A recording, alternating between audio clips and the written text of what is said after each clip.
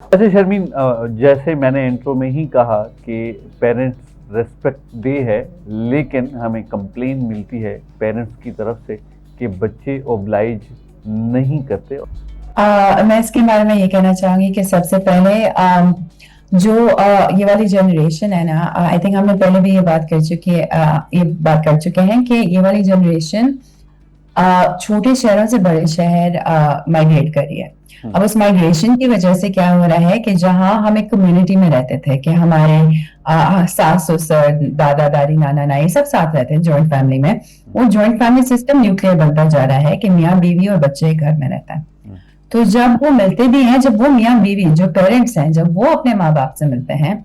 तो उनके अंदर वो सब्र नहीं रहा क्योंकि वो एक फास्टर लाइफस्टाइल से आ रहे हैं, तो वो चिढ़ के बात करते हैं अपने माँ बाप से, वो उनको काटते हैं, वो अपने पेरेंट्स की रिस्पेक्ट नहीं करता है।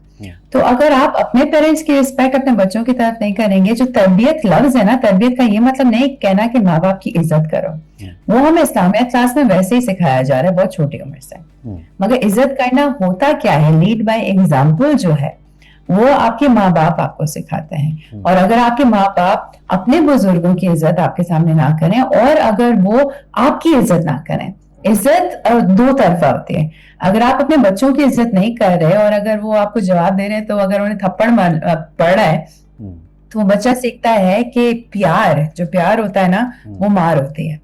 तो फिर वो भी आगे जाकर वायलेंट होता है। अगर आप बच्चे से उस वक्त रीजन करें और कहें कि आप इस तरह में से क्यों बात कर रहे हैं, क्या हुआ है, आपको गुस्सा आ रहा है, ठीक है सबको गुस्सा आता है, मगर गुस्से का इजहार करने के और भी तरीके होते हैं। तो फिर बच्चा गुस्सा हेल्दी तरीके से उसका इजहार करना भी सीखता है और वो इज्जत भी सीखता है कि मुझे जितना भी गुस्सा आ रहा है, जितनी भी जिद मेरे अंदर है, कुछ ऐसे बिहेवियर्स हैं जो कभी एक्सेप्टेबल हो ही नहीं सकते, क्योंकि मेरे माँ बाप ने नहीं किया, मेरे माँ बाप ने कभी ऊंची आवाज में ना मुझसे बात की ना अपने माँ बाप से बात की, तो मैं भी नहीं कर सकता।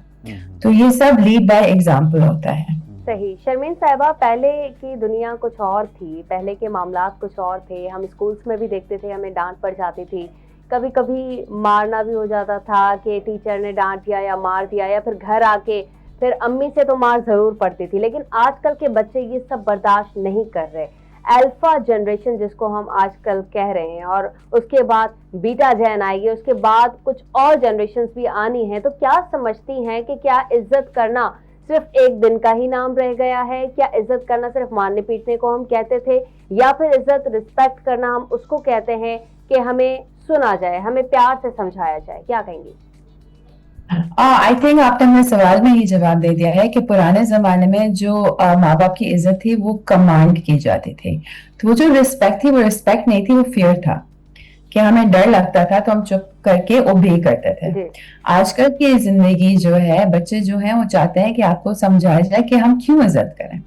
ठीक है, तो उनको समझाना कि मैं आपसे 25 साल 30 साल ज्यादा जिंदगी गुजारी है, या मैं थोड़ा सा बेहतर जानती हूँ, मगर अगर आपकी कोई ओपिनियन है हम उसके बारे में भी बात कर सकते हैं।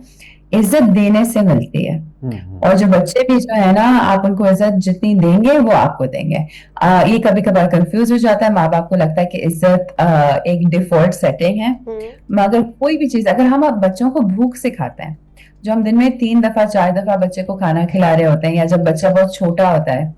उसके नैप टाइम्स होते हैं या उसकी फीडिंग टाइम्स होते हैं, ये सारी चीजें हम एक रूटीन में इसलिए कर रहे होते हैं ताकि बच्चे को हम सिखाएं कि भूख कब लगती है, सोना कब है, जागना कब है। तो इज्जत तो उससे काफी ज्यादा कॉम्प्लेक्स एक कॉन्सेप्ट है ना, वो भी सिखाना पड़ता है, वो गुफ्तगू से आता है।